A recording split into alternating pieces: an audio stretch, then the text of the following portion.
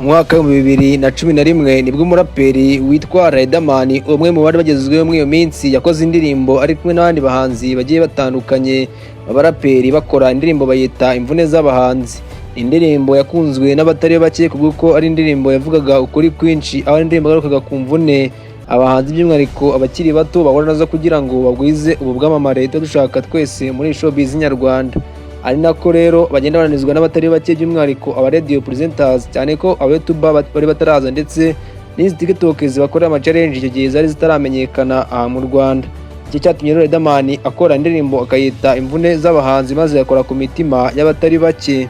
Ku bw'amajoro bararaga ngo kubakunde bamenyekanishe ubutumwa buri mu ndirimbo bataga icyo gihe, cyane ko bakoraga indirimbo zifite ubutumwa bitandukanye niko umunsi wa none bikorwa aha mu Rwanda. Mu mvune rero abahanzi bahura nazo harimo no kuba bayimwa promotion ko nabikubwiye haruguru, bakimwa umwanya ndetse bakimwa n'igihe nyine ndetse n'amatwi bakimwa kuboko mu magambo make. Aha rero niho bashiki bacu ho bahura n'izindi mvune zitandukanye bakubwira nyine uko umunyarwanda yavuze ngo ijoro riba riraye. Buriya imvune z'abahanzi kazi nazo reka tuzigarukeho. Zimwe muri zo harimo kwakwa ibinyoni nk'uko bakunda kubyita mu mvugo z'iki gihe, cyangwa se kwakwa ruswa y'igitsina, nk'uko umuririmbyi witwa Silvizo yaje gukora indirimbo yitwa Ndagukunda maze akikorera challenge, aho yaje kuvuga ko imbere n'inyuma ya kamera ngo babasaba kugatunda. Uwa manager yabavuye muri shoot bahita babasaba kugatunda. Ibi ni byaduteye kurebera hamwe abahanzikazi 10 bivugwa ko batanze ruswa y'igitsina ngo babone promotion, cyane ko nyine promotion muri showbiz nyarwanda ibisaba umugabo igasiba undi, maze banuye guhatana maze bikinga ku bamaze kugafata b'abagabo babashukisha irari ryabo maze barabazamura kubw'imibiri yacu yatunaniye. Umwanya wa 10 nta gutinda turaza kuhasanga uwitwa Odapas. Uyu Odapas yinjiriye uwitwa Lick umwe mu bari bagezweho myaka yo hambere by'umwihariko mu njyana hip hop, cyane ko ari umuntu waryaga amafaranga y'abaraperi wenyine. Uyu Lick rero uhuye na Odapas afite inyota yo kwamamara no gusakaza ubutumwa bwe muri rubanda, maze si ukumufatirana karahava. Ubwo Odapas yaje kuza kwitwaza gahunda z'urukundo, Lick nawe yabyumvise vuba maze ahita amukwikira inda y'umwana w'umukobwa.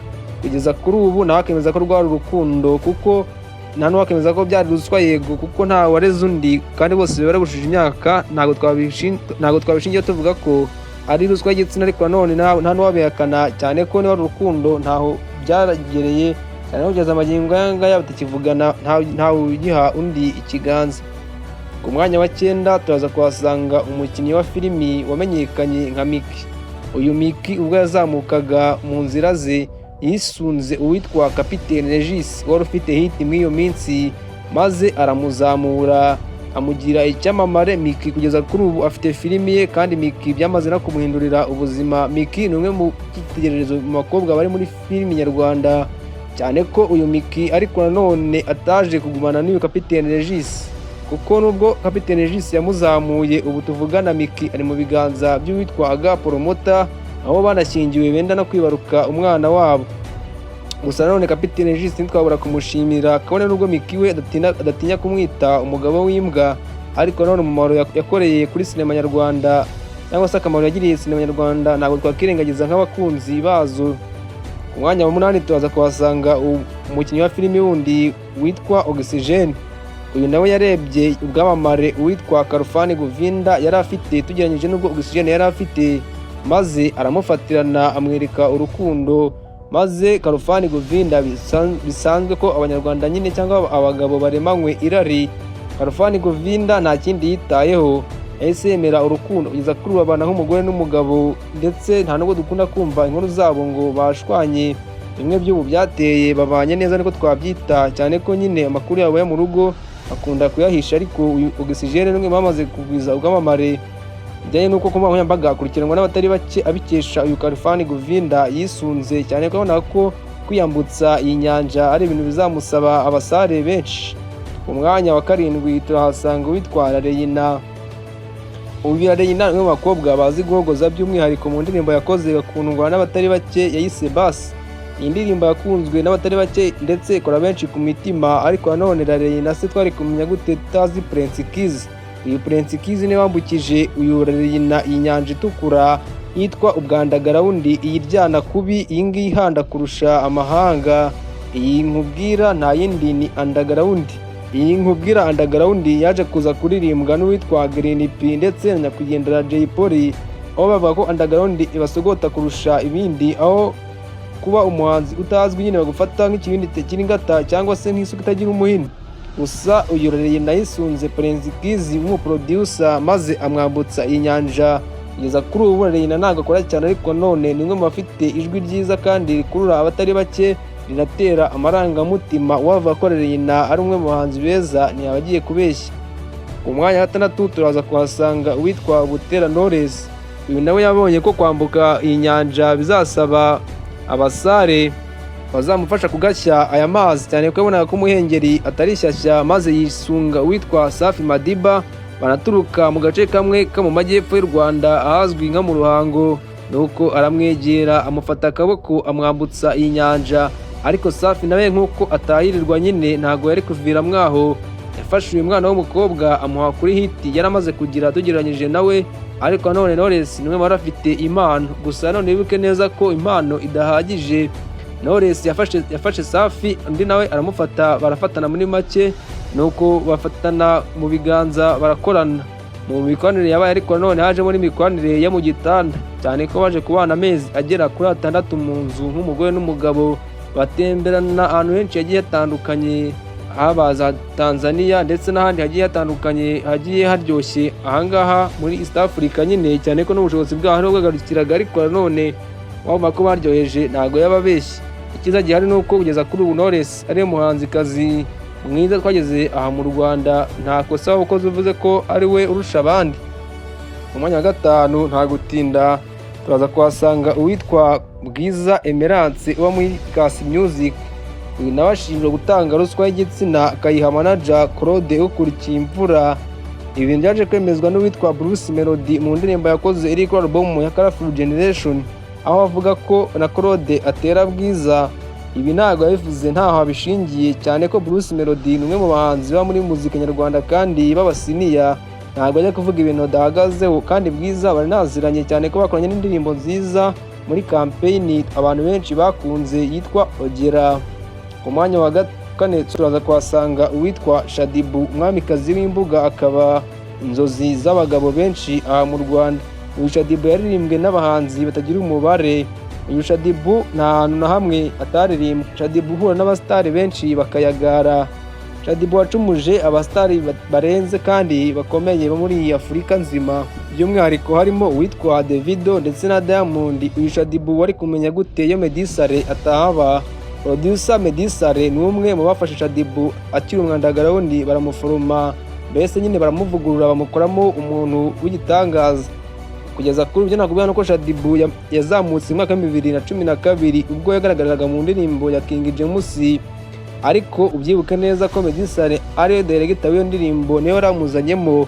Director Meddy Saleh ntago akiba mu Rwanda, ariko none ntago yagendeye aho ngaho ngo agende amara amasa, cyane ko Shadibu nyine yamubyaje abana bagera kuri 2 b'abakobwa. Ku mwanya wa 3 turaza kuhasanga umusiri queen witwa Dabiju uri kubica muri iyi minsi, aho ari kwirukanka mu mihanda ndetse no mu biti yambaye ibisa n'ubusa. Uyu nawe ari kumenya ubwo Yago atari kuza kumupromoting. Yago yamenyekanishije umwana w'umukobwa w'umusiri queen, bivuga ko acuruza umupuri mu magambo ye nk'uko abyivugira. Ariko none akaba n'umwe mu bafite imiterere ihambaye akesha icyitwa plastic surgery yakoze n'amuhenzi. Uyu Dabiju kugeza kuri ubu afollowingwa n'abarenga 600,000 by'abanyarwanda ndetse n'abanyamahanga bakunda cyangwa bakururwa n'imiterere ye. Uyu Dabiju dushimire Yago wamutumurikiye nk'abanyarwanda. Mu mwanya wa 2 tuza kuhasanga uwitwa Nessa. Uyu Nessa nawe ni umwe mu bazamutse babikesha uwitwa Bitikira. Uyu Bitikira yakoze hit zitandukanye kuva kera na mbere, aho yabaga muri label yitwaga Danger Zone Music. Yamenyekaniye ubwo yakoreraga umuhanzi witwaga Silvizo. Uyu Bitikira ni umwe mu bastari nyine bari bamaze gutangira kuzamuka muri music nyarwanda. Nessa nawe nubwo arafite impano, ntago impano yari hagije ngo tangire kugwiza ubwamamare nubwo afite umunsi wa none, maze baje guhuza imbaraga haba mu rukundo ndetse no mu mikoranire, bakora nk'itsinda ry'umugore n'umugabo. Ni couple nyine ikora akazi kamwe ariko bagakora neza bakakanoza. kugeza kuri ubu bafite abafana batari bake, aho Vanessa na Bitikira ari bimwe muri genge zitanga show by'umwihariko mu kuvuga ibintu bijya ku mihanda kandi badaca ku ruhande. Nyine ni nkaho ari genge y'ibirara niko twavuga nk'uko abarokore babyita, ariko nanone ni genge y'abanyamihanda. Nyine iyi genge ikundwa cyane n'abajene b'imihanda. Mu mwanya wa mbere turahasanga uwitwa Nshimiyimana Mohamed wamenyekanye mu itsinda rya Urban Boys nka Nizo. Kugeza kuri ubu Nizo uretse ko yazamuye uwitwa Anita Pendo, magingo yarimo arazamura undi witwa Queen. Uyu Queen akunze kugaragara we na Nizo mu biganiro bitandukanye. Ntago bemeranya iby'urukundo, ntago barwemera, ariko none birazwi ko babana nk'umugore n'umugabo. Gusa icyo nakubwira amagingo aya ngaya, nyine Nizo arimo arazamura uyu Queen, kandi Queen kuzamukira kuba star si ibintu yize ubu ngubu, cyane ko neza nubwo ari kumuzamura byatangiye ari Regis wamwishumbusha ubwo Miki yaramaze kugenda, ariko nanone Regis bahise bamwambura. Ubu tuvugana akaba ari mu biganza by'uyu Nshimiyimana Mohamed uzwi nka Nizo. Mu gihe nakubwiraga top 10 y'ibyamamare nyarwanda byahisemo gutanga ruswa y'igitsina ariko mu ibanga rikomeye ngo biguze ubwamamare, hari n'abandi bahisemo gukorana bagakora nka couple ariko ibintu byabo birushaho kugenda bimera neza kurushaho. Urugero ntago hari nka Divine Uwa umubyinnyi ndetse na Jojo Burizi. Aba bose ni ababyinnyi bari bakiri batoya ariko barisunganye maze amenyekana biciye kuri TikTok, imwe mu mbuga zigezweho mu kumenyekanisha abantu mu minsi itambutse ndetse n'amagingo ajya. Gusa amagingo ntibagikundana, ariko buri wese ku giti cye yubatse izina mu buryo bwe, ahaboneka ibiraka buri wese yakora. Kandi nawe uri kutwumva ndabizi umwe muri bo ntiwaba utamuzi. Byabaye ngombwa ko bahuza imbaraga kugeza amagingo aya bakaba ari abasitari dufite aha mu Rwanda. Bashimiye ko mwabonye natwe muri kiganiro aho twareberaga hamwe abakobwa 10 bivuga ko batanze ruswa y'igitsina ngo bagwize ubwamamare muri showbiz nyarwanda. Mukomeze mugire ibihe byiza, nimudukunde kandi mudushyigikire. Iyi channel yitwa Rab Entertainment Rwanda.